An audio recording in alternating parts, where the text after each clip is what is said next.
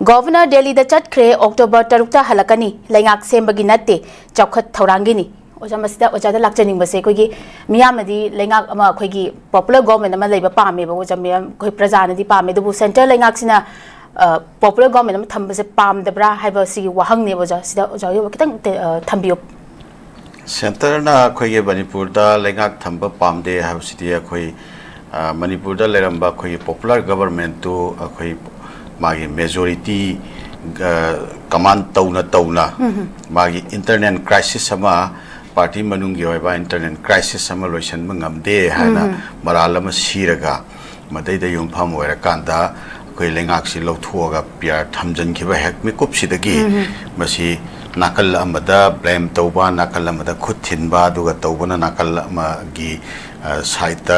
ado policy program kharagi makhada manipur pr purakpani ha se koi khangrabani ana center na manipur pr thamaga kari kari thabuk tawningi bano haibasi koi hadak te seng na recently koi uba phangkhre madudi koi gi cookie militant sing koi gi suspension of operation dagi matam khara koi lapses lai khraba suspension of operation ye magi validity matam do loi khraba adugi matung da Ammococ nauna hariba aduta yauba suspension of operation aduta yauba adugumba kalup singdo manipur gi violence ita yamna phajana khoi involved to haibagi chapchaba khudam changdang mya ama u khraba aduga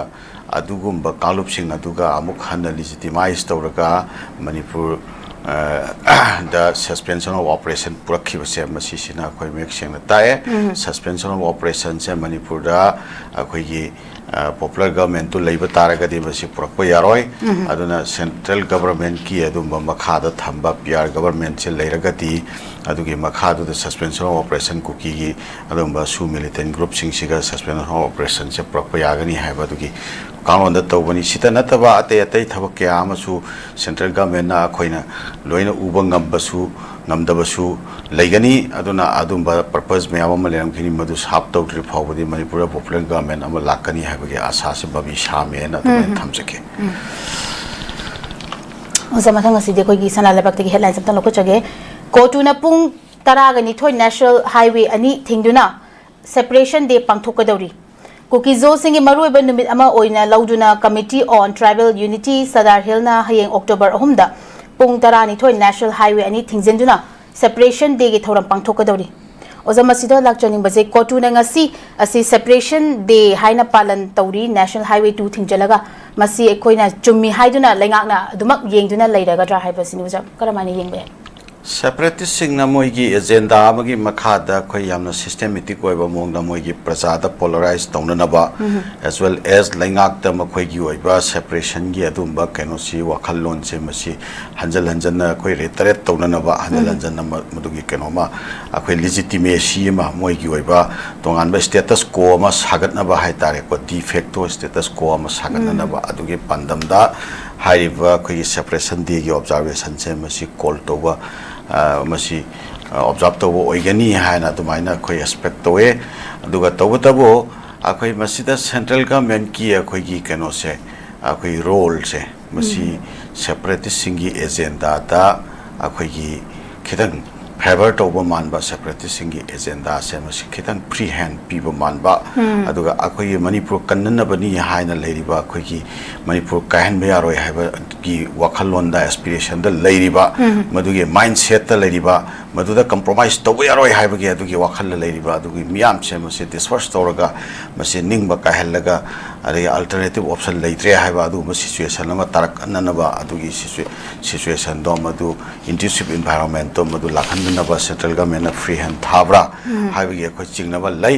aduna maram warakana ngarang nahan akhoi kano toba suspension of operation quick pinaba matam da so akhoi free movement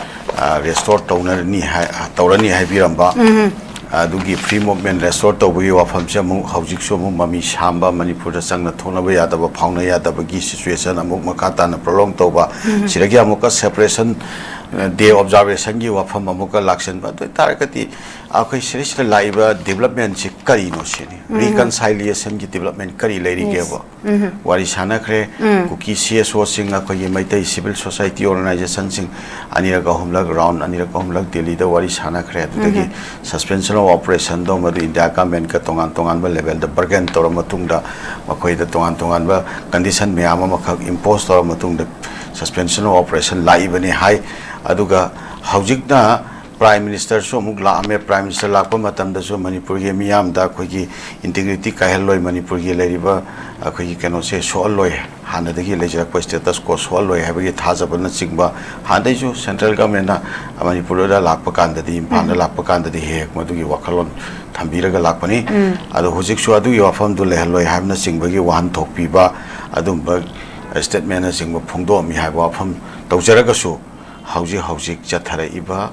suspension operation lera matungda chathara iba thabak thong singa sina tai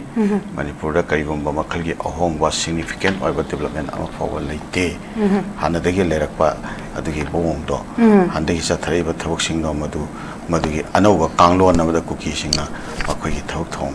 paikhan na ba moi poram pomit amagi makhada thabak chatharakpa adu oina oi thoidokna masi reconciliation gi kano da lambi rom da mang da sanction ba tumba thong of ude masi central government ki mabuk shape policy amagi matungi no oirak pani haina tumaina lojai